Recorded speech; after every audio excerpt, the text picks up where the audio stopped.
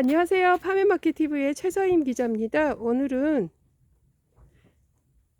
상주에서 유기농 오이를 생산하고 있는 서정덕 대표님 농장에 왔는데요. 그야말로 오이들이 너무 예쁩니다. 오이나무들이. 대표님 네. 안녕하세요. 네, 안녕하세요. 지금 보니까 오이 수확 시기인가 봐요. 네, 맞아요. 아니 근데 대표님, 나 진짜 깜놀랐어 오이들이 어쩜 이렇게 키들이 똑같죠? 이게 이제 유인 작업을 매주 하루 정도 유인 작업을 하거든요. 그러니까 그래요? 일정한 시간 동안 쫙 낮춰 놓은 거라서 이제 목요일 날 또 오게 되죠. 그래서 그 동안에는 네. 저렇게 이파리를 따고 이런 네. 작업들을 미리 해놓고 그 다음에 이제 하루 딱 봐서 딱 일정하게 키를 낮추게. 그러면 이쪽에는 다 이파리를 다 제거한 상태인가요? 여기는 아직 아니고요. 네. 저기서부터 해 나오고 있어요. 지금. 그러면 이파리를 제거한단 말이 그냥 어떤 거? 예를 들면 이런 식으로 하죠. 여기 지금 이제 네네. 이게 내일 딸 과일이거든요. 네네. 요걸 밑으로 하나, 둘, 셋, 네 장 정도 내벼두고 네. 나머지는 사실은 광합성도 하지만 네. 호흡도 하고 있어서 별로 필요가 없는 노화된 잎이라서 이런 거를 이제 따주게 되죠. 이런 걸 그렇구나. 따주고 나중에 이제 키를 네네. 유인 작업을 통해서 이렇게 키를 낮추죠. 이렇게. 오, 그러면은 네. 밑에 이파리가 안 끌리고 음. 그죠? 이런 식으로. 요 작업을 하기 위해서 잎을 따는 거예요. 그래요? 근데 저기 유기농 한다는 거 쉽지 않은데 지금 유기농을 몇 년째 하고 계시는 거죠? 유기농은 지금 7년 차 하고 있습니다. 가장 힘든 부분이 뭐냐고 여쭤보면은 너무 간접적인 질문인가요? 아니요, 뭐 사실은 네. 가장 힘든 부분은 네. 병해충 방제죠. 특히 그 중에서도 네. 진딧물 방제가 매우 어려워요. 그래서 진딧물. 제가 작기를 종료하는 시점이 대부분 네. 진디가 활발하게 활동하는 봄이 지나서 네. 4월, 5월 되면은 네. 그 개체수가 너무 많이 늘어나니까 최대한 방제를 하지만 네. 도저히 어쩔 수 없을 때 이제 작기를 접게 되고 종료하게 되는데 네. 아마 진디를 방지하는 기술이 조금 더 나아질 수 있다면 네. 아마 작기를 조금 더 끌고 갈 수도 있을 것 같아요.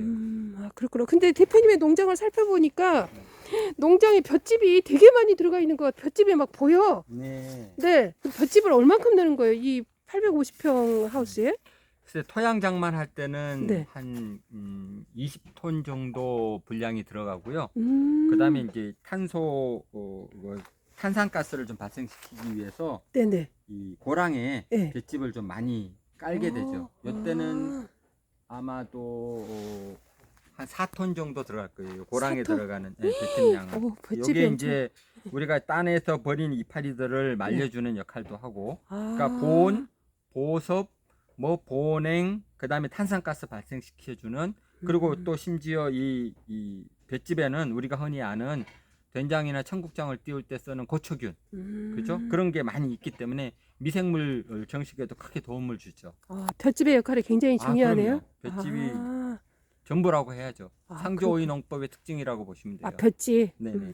또 하나 궁금한 게 대표님은 보니까 여기가 온도 관리가 굉장히 중요하잖아요. 네네. 이 동절기 우리 상주의 오이 야간 온도는 한 몇 도로 유지하나요?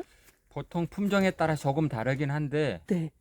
가장 많이 재배하고 있는 품종의 경우에 한 10도 정도를 잠재우는 온도로 활용하고 있죠. 10도면 약간 추운데?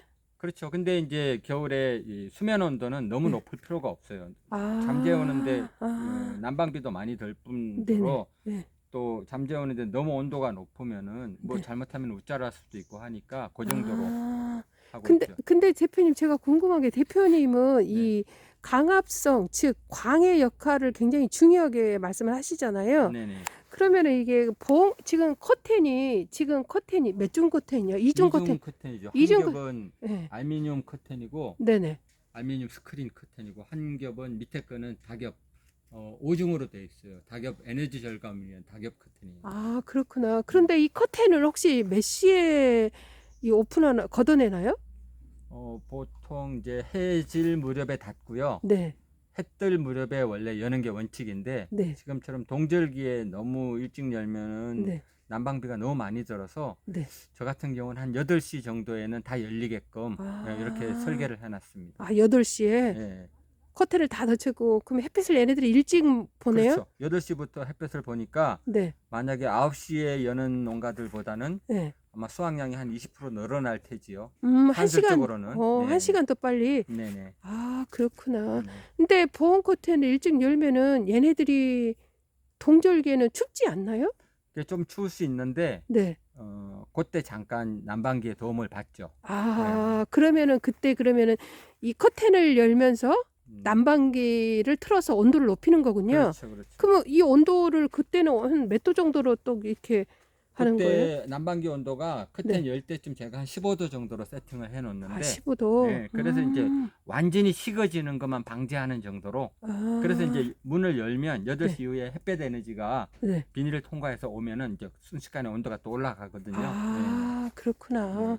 그러면 상주의 농법 중에 하나가 볏짚, 네, 그다음에 광. 네. 또 하나, 밤을 잘 활용하고 있는 거죠. 또 하나는 뭘까요? 글쎄요. 어쨌든 네. 상주에서는 예전에는 구례나 이런 전라도 쪽에서 기술을 많이 배워왔다고 해요. 네네. 근데 가장 특징적인 게 볏짚을 많이 시용하는 방법하고 음, 최근 들어서는 이제 유기농을 하시는 이런 분들의 영향이 좀 있을지도 모르겠는데 네. 다른 페버섯 배지라든가 아, 혹은 그 분쇄목이라든가 이런 다양한 네네. 탄질률이 다른 다양한 유기물들을 시용하는 농가들이 늘어나고 있는데 네. 그로 인해서 토양의 그 유기물 함량이 높아지면서 안정적으로 생산을 일궈내는 경우가 많이 발생되고 있어서 네. 조금 연구 과제로 활용해 볼 가치가 있다고 보여집니다. 근데 이 앞서 방금 우리 대표님께서 말씀하신 분이 분쇄목을 좀 넣는다고 하셨잖아요. 네네. 분쇄목이 사실 여러 가지잖아요. 근데 대표님께서는 분쇄목을 매년 음, 똑같은 크기? 뭐라고 해야 되지?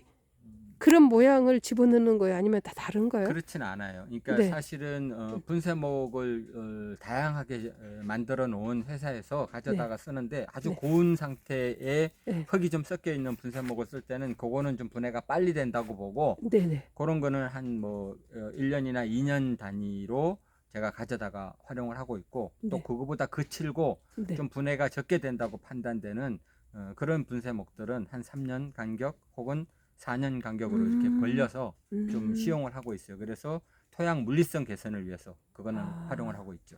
그렇군요. 저는 이제 토양 물리성은 굉장히 중요하게 맨날 취재하면서 느껴봤는데, 근데 대표님이 오늘 그 유기농 현장을 와보니까 정말 배워야 될 게 너무 많네요.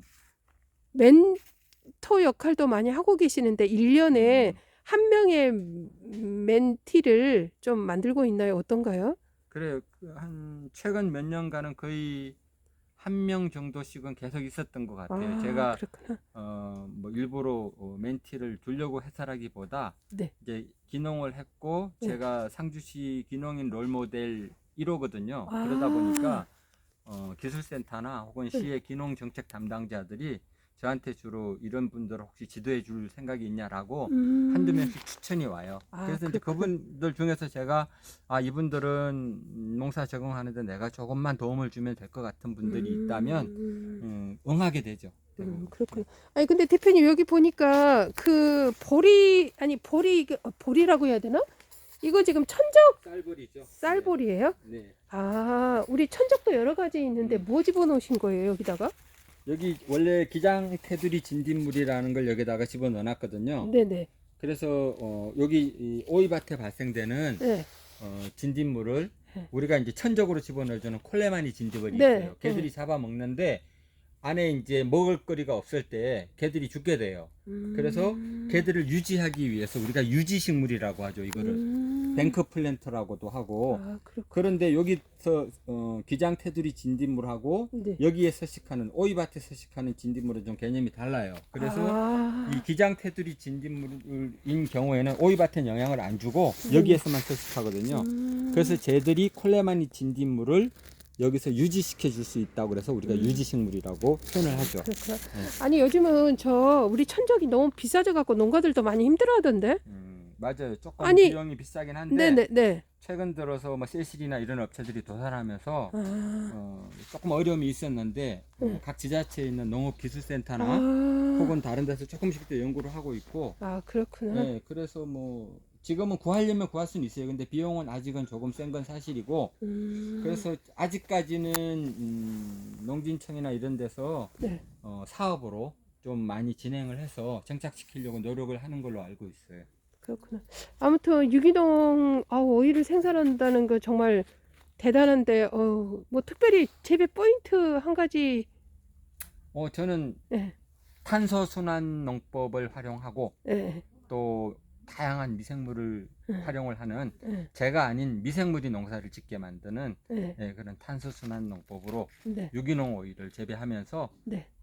파이토케미칼이 풍부한 건강에 좋은 오일을 생산하고 있다고 자부하고 있습니다. 알겠습니다. 고맙습니다. 네.